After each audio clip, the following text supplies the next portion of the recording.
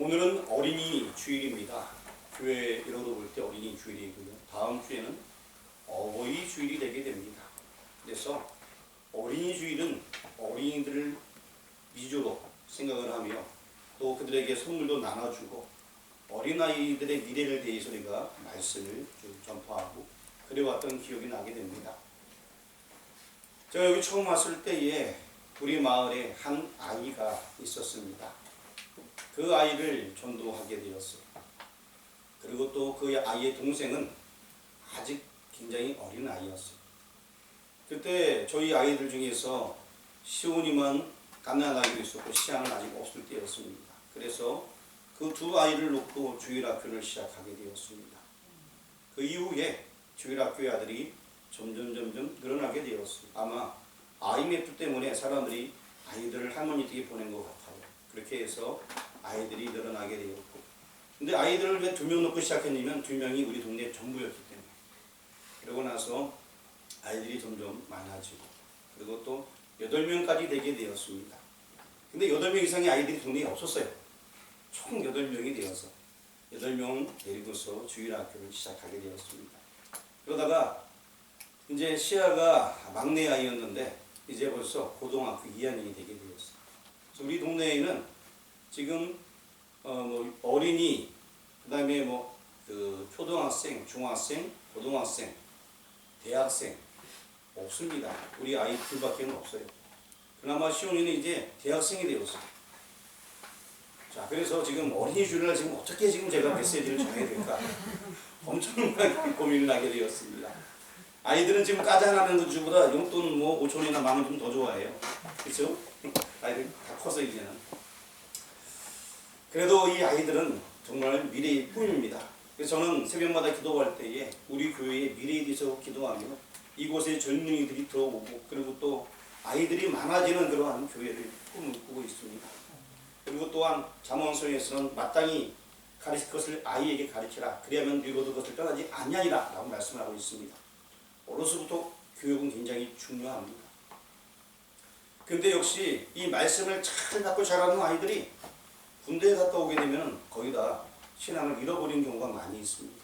그리고 또 여자아이들 같은 경우에는 세상에서 이제 직장 생활하면서 신앙을 많이 잃어버린 경우들이 있더라고요. 제가 가만히 생각해봤어요. 왜 그럴까? 어렸을 때 그렇게 믿음이 좋던 아이들이 왜 그럴까? 그런데 제가 가만히 보니까 아담도 마찬가지였던 것 같아요. 하나님밖에 모르던 그가 죄 때문에 결국엔 넘어지고 말지 않았습니까? 이러하듯이 인간의 죄악이 좀 청년 되니까 눈이 좀 커지는 거예요, 이제 좀.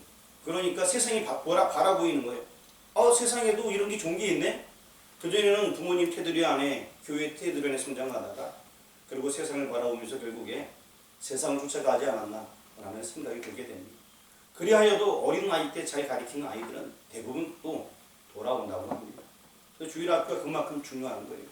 어려서 신앙생활한 사람들은 늙어서도 나중에 돌아오는 경우들이 굉장히 많이 있습니다. 자, 어쨌든 간에 여러분, 이 미래에 대한 계획과 꿈 굉장히 중요합니다. 지금 우리 교회에 어린아이들이 없더라 할지라도 항상 여러분 꿈을 가지고서 기도하시길 바랍니다. 이곳에 가득한 아이들을 꿈으로 여러분 바라보시길 바랍니다. 저는 기도하면서 이런 꿈도 꿔요. 우리 교회에다 여기서 한 6부 예배, 7부 예배를 드려야 되나 아니면 교회를 또 새로 지어야 되나 이런 꿈도 막 꾸면서 지금 아침마다 기도하고 있습니다. 아멘 안 하신 분도 계시는데 제가 제 꿈이니까 저는 그런 비전을 가지고서 기도하고 있습니다. 그리고 또 한 가지 기도하고 있는 것은 우리 동네에 물이 팍팍 흘러가는 샘물을 달라고 기도하고 있습니다. 물이 있어야 사람들이 모이니까.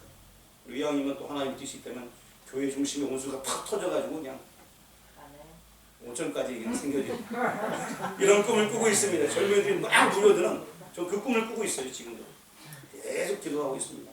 기도한 지가 벌써 제가 10년이 넘었어요. 여기 들어오면서 기도했으니까 그 기도를 2004년도부터 시작했습니다.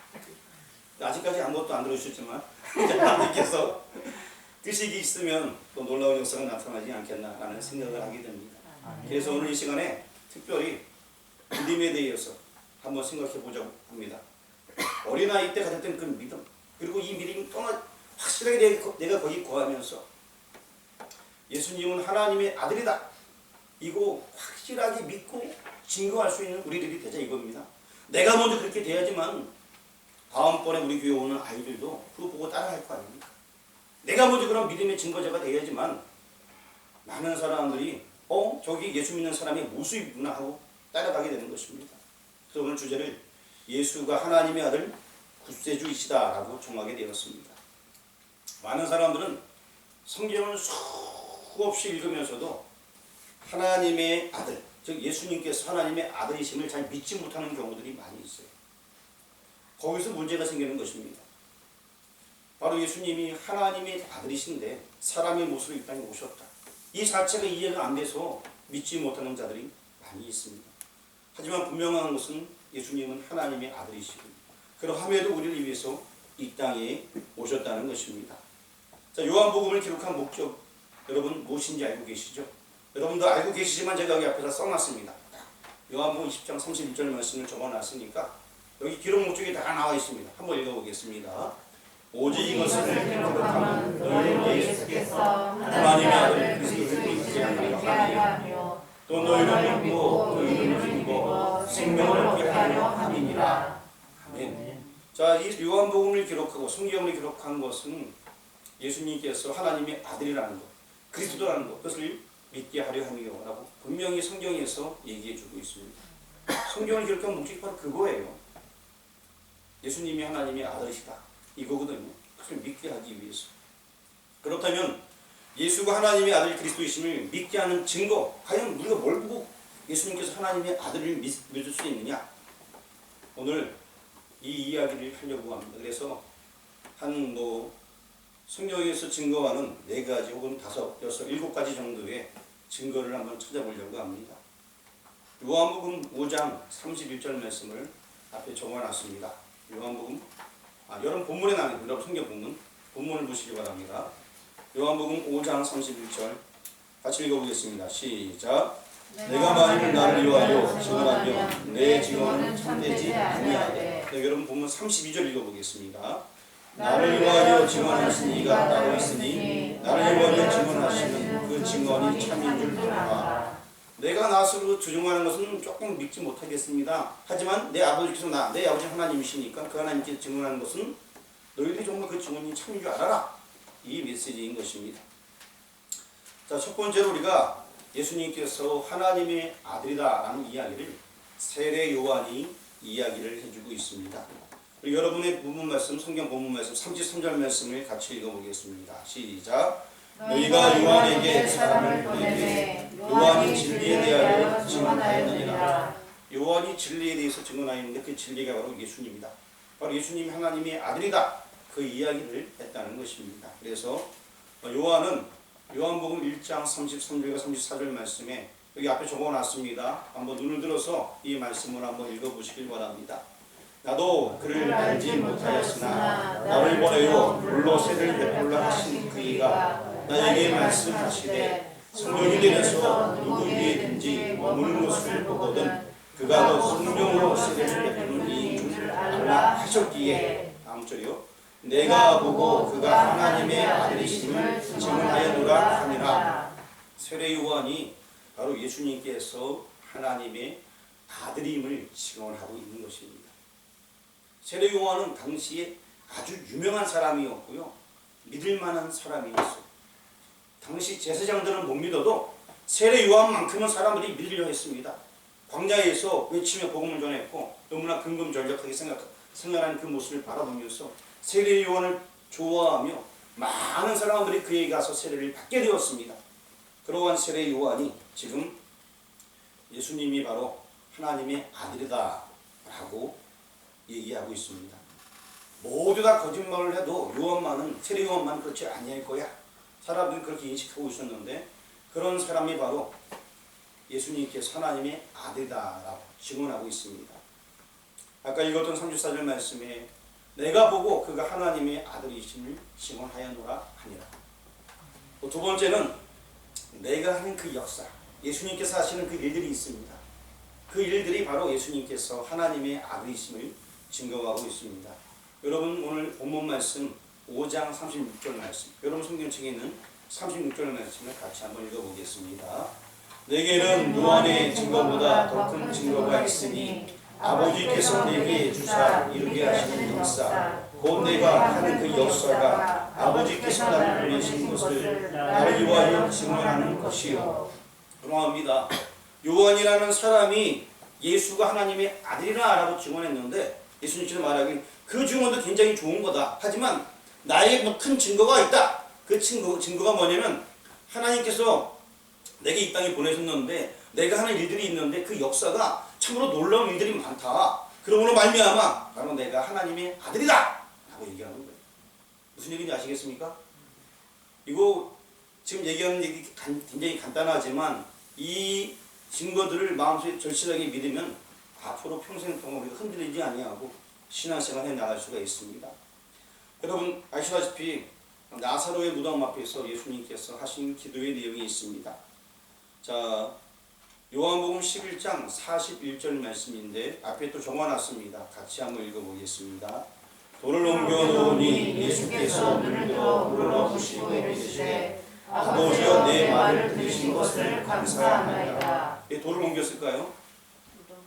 나사로가 지금 무덤 안에 있기 때문에 당시에 그 시체들은 그 무덤은 큰 돌이 있었고 돌을 옮기고 거기 안에 시체를 집어넣고 다시 또 사람을 빠지고 돌을 이렇게 닫은 그런 무덤이었습니다. 그래서 무덤의 돌을 열고서 이제 거기서 주님께서 기도하는 내용입니다. 이제 요한복음 11장 42절 말씀도 앞에 적어놨습니다. 같이 보겠습니다. 항상 내 말을 들으시는 줄을 내가 알았나이다. 그러나 이 말씀 없는 것은 들려서 우리를 위함이니 곧 아버지께서 나를 보내신 것을 그들로 믿게 하려 함이니이다. 아멘. 이 사건으로 말미암아 내가 지금 하나님의 아들, 아버지 나를 보낸 하나님의 아들이심을 믿게 하려 하기 위해 내가 일을 합니다 라고 얘기가 하고 있습니다. 그러고 나서 11장 43절 말씀 여기 앞에 또 적어놨습니다. 읽어보겠습니다. 이 말씀을 하시고 큰 소리로 나사로야 나오라 부르시니.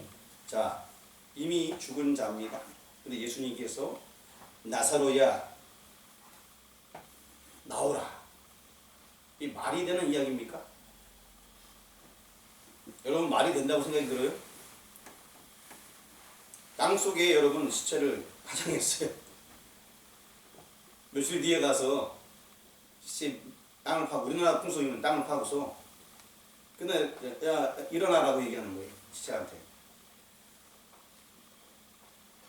지금 그러면은 제가 만약에 그런 얘기를 한다면 저 사람 이거 아니냐고 생각이고 그렇죠?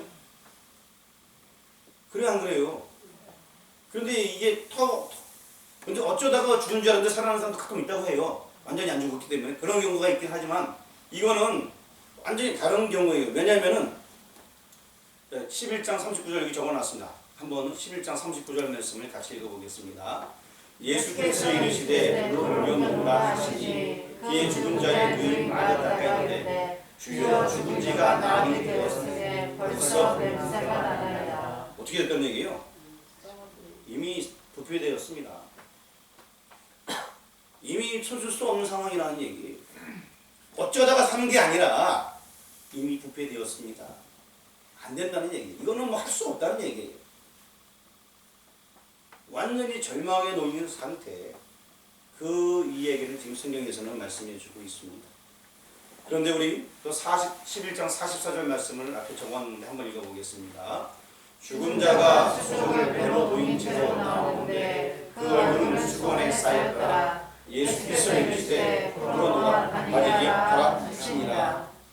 이게 참 이것도 참 이게 아이러닉한 거예요. 잘 보니까 죽은 자가 수족, 손과 발을 배로 동인 채로 나오는데 손과 발이 묶여 있는데 나올 수 있어요? 누워 있는 사람이? 발이 묶여 있어요. 꽁충꽁충 뛰어나오나? 어떻게 나오나 이게? 초자연적인 방법으로 나오는 거예요. 죽은 자가 부활하듯이 초자연적인 방법으로 나오는 거예요. 그래서 성경을 자세히 보게 되면 이런 데가 굉장히 많이 있어요. 이미 다 죽어서 냄새가 나는데 그 자가 일어나 나오는데 손발이 묶인 채로 나왔다는 거예요. 그냥 우리가 성경을 보게 되면은 얘 죽은 자가 살아났구나 그 정도가 아니라 이것은 정말 이게 영화에서 뭐 나쁜 뽀뽀하는 이야기가 지금 여기 나오고 있는 거예요. SF 영화에서 갑자기 싹 일어나서 뭐 나오는 그런 것처럼 그 일이 지금 성경에 이렇게 기록이 되어 있어요. 그러니까 이제 풀어놔야지. 저기 상태에 이렇게 묶여 있으니까 풀어줘라. 그래서 풀어놓으니까 이제 자유롭게 다니는 거예요. 묶인 채로 그냥 나오는 묶인 채로. 그 나오는 모습이 어떻게 나오는지 상상이 잘 안 가요. 손발이 묶여있는데 그대로 촥 일어나면 딱 나왔다는 거예요. 성경에 이렇게 적혀 있습니다. 뭐 여러분이 뭘 상상해도 괜찮아요. 하지만 여기 성경에 지금 수족을 동인 채 사람이 걸어 나올 수 없는 상황에서 나오게 되었다는 것입니다.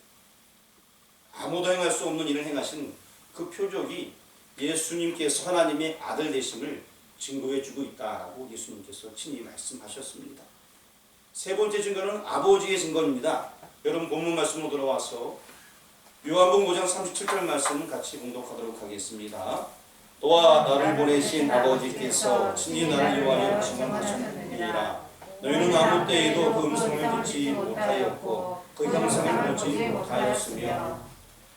여자분들의 목소리가 굉장히 큰 것 같은데 여기는 여러분 성경 37절 말씀 남성분들만 한번 읽어보겠습니다. 시작. 또한 나를 보내신 아버지께서 친히 나를 위하여 증언하셨느니라. 너희는 아무 때에도 그 음성을 듣지 못하였고 그 형상을 보지 못하였으며. 자, 아버지께서 친히 나를 위해서 증언하였다라고 37절에 말씀하고 있습니다. 그러면 아버지의 증언 어떤 것이 있었을까요? 제가 대표적으로 몇 개만 뽑아왔습니다. 여러분도 다 아는 말씀이에요. 마태복음에 나와 있는데 마태복음 3장 16절에 세례 받을 때 모습이 나와 있습니다. 우리 같이 한번 봉독합니다. 앞에 적어놨습니다. 눈을 크게 뜨고 글씨 보이시나요? 네. 글씨가 혹시 안 보이시는 분들은 저 뒤로 돌려. 뒤에도 글씨 적혀 있으니까 뒤에 거 보셔도 됩니다.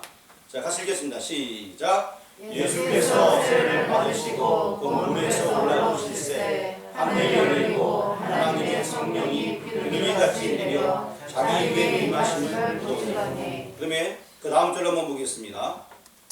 시작. 하늘로부터 소리가 있어 말씀하시되 이는 내 사랑하는 아들이요 내 기뻐하는 자라 하시니라. 자, 이건 하나님께서 증거해 주는 거예요. 여기 보니까 하늘이 열렸대 16절에는. 그리고 성령이 비둘기같이 내려오게 되었습니다. 그거 사람을 같이 봤어요. 그리고 그 하늘로부터 음성이 들렸어요. 그 음성은 이는 내 사랑하는 아들이요 내 기뻐하는 자라. 하나님께서 친히 증거해 주셨어요. 하나님께서 친히 이는 내 사랑하는 자요 내 기뻐하는 자라. 이런 일이 분명히 있었다고 합니다. 이건 놀라운 기적이에요. 하나님께서 직접 말씀해 주셨어요. 그리고 이것은요, 여러분 잘 생각해 보시기 바랍니다. 지금 성부 하나님께서 말씀하셨어요. 이는 내 사랑하는 아들 내 기뻐하는 자라. 성자 예수님께서 지금 어디 계십니까? 세례를 받고 물에서 올라오고 계십니다. 그럼 성령 하나님은 어떻게 역사하고 계십니까? 어떻게? 그렇죠. 여기 16절 말씀 보니까 하늘이 열리고 하나님의 성령이 비둘기같이 내려. 비둘기란 얘기는 아니 비둘기처럼 내렸다는 거예요. 그래서 나 내리는 모습이 있습니다. 성부, 성자, 성령 하나님께서 여기 다 드러나게 되었습니다. 그리고 하나님 아버지께서 예수님이 내 아들이다라고 스스로 말씀해 주셨습니다. 또 아버지의 증언 두 번째는 어디 있을까요?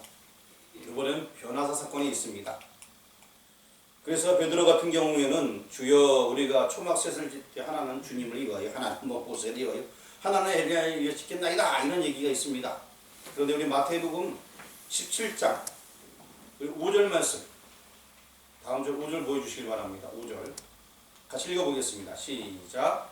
말할 때에 우연히 있는 구름이 그들을 보며 구름 속에서 소리가 나서 이르시되 이는 내 사랑하는 아들이요 내 기뻐하는 자니 너희는 그의 말을 들으라 하시는지라. 아멘. 이 모습은요 예수님의 제자들이 함께 목도하게 되었습니다. 베드로, 안드레, 요한이 베드로, 야고보, 요한이 이 장면을 목도하게 되었습니다. 그래서 이들은 계속해서 이것을 증언해요. 요한 같은 경우에 끝까지 이 얘기를 가지고서 정말 하나님께서 예수님 그 이렇게 말씀하셨고 그때 예수님께서 변화됐던 그 모습 너무나 아름다웠다면서 요한은 계속해서 이 이야기를 증거하는 모습을 보여주고 있습니다. 사람의 생각, 사람의 한계를 초월하시는 아버지께서 직접 이 예수는 아들이다 라고 증언해 주셨습니다. 하나님께서 친히 아들을 증거해 주신 것입니다. 그런데도 믿지 못한다면 달리 방도가 없습니다. 세례 요한이 증거했습니다. 그리고 또 예수님께서 하신 일, 그 놀라운 일이 증거하고 있습니다. 그리고 하나님께서 친히 또 증거해 주셨어요. 그런데 또 더 나가면 성경에서 증거해 주고 있습니다. 여러분 다 아는 말씀인데 본문 말씀입니다. 요한복음 5장 39절입니다. 이번엔 목소리가 큰 여성분들께서 요한복음 5장 39절을 읽어주시길 바랍니다. 시작! 너희가 성경에서 영생을 얻는 줄 생각하고 성경을 연구하거니와 이 성경이 곧 내게 대하여 증언하는 것이니라. 아멘. 성경이 곧 누구에 대하여 증언한다고요? 내게 대하여. 내게가 누구예요?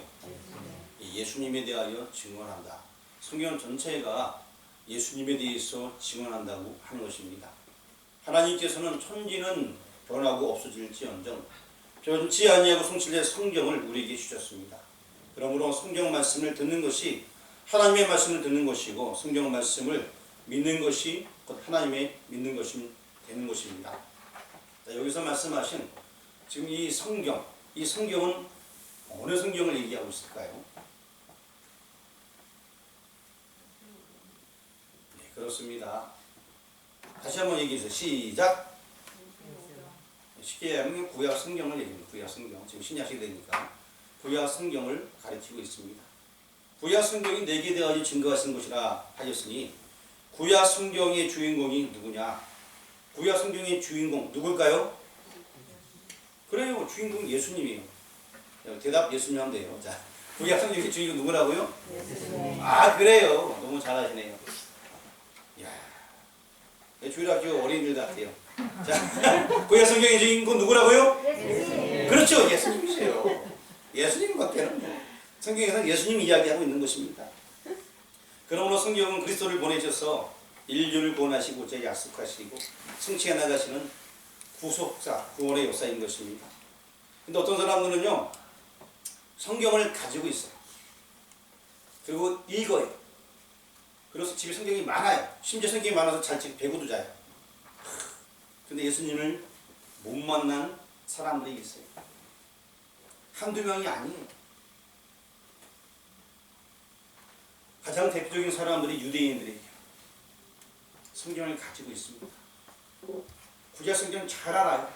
구약 성경의 이야기가 예수님의 이야기인데 이들은 그 메시아 그러니까 예수님이라는 용어는 안 쓰고 그들은 메시아가 올 건데 아직 안 온 것으로 알고 있어요.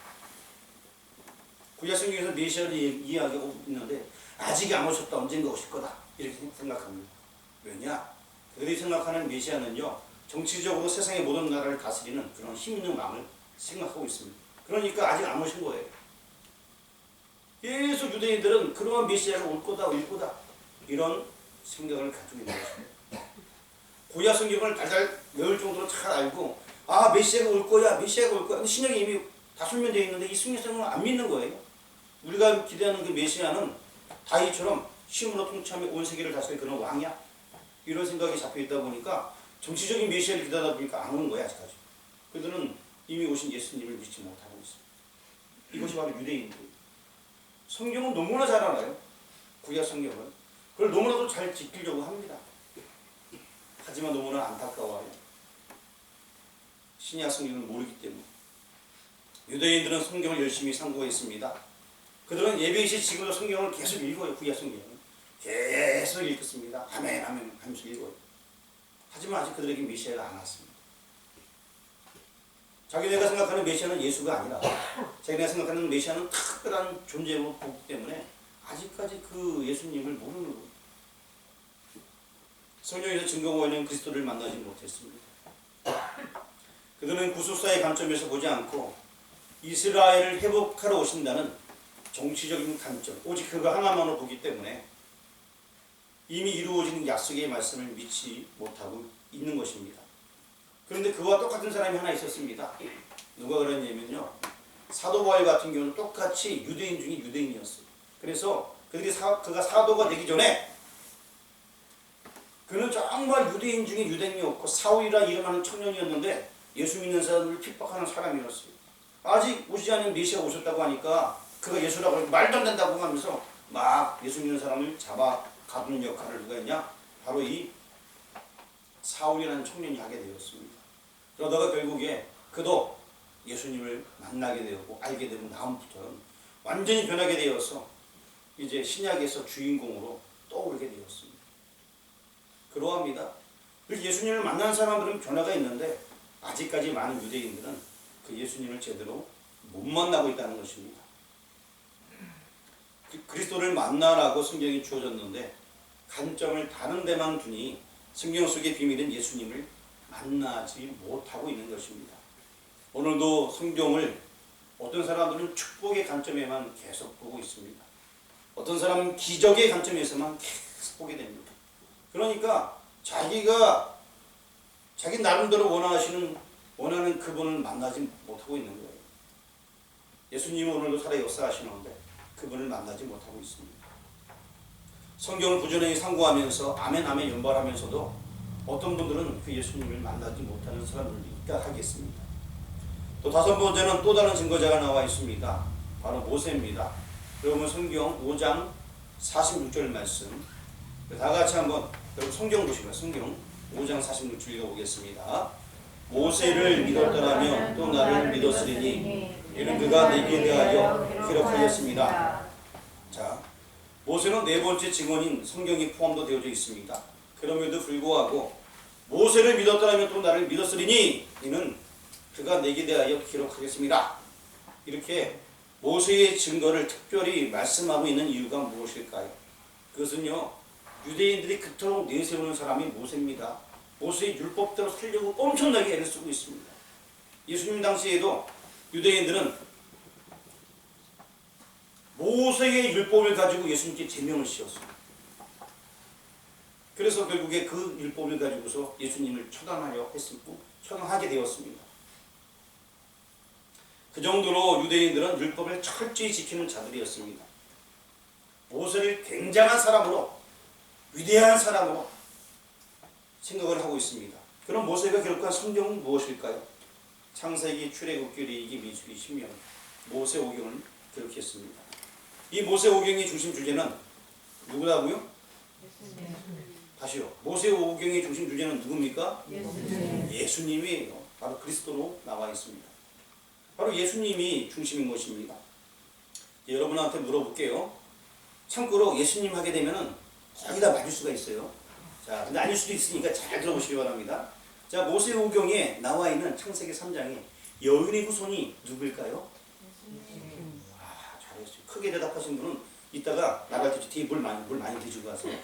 자, 아브라함의 자손을 오신다는 그분은 누굴 가리키고 있을까요? 너무 잘 아시네요.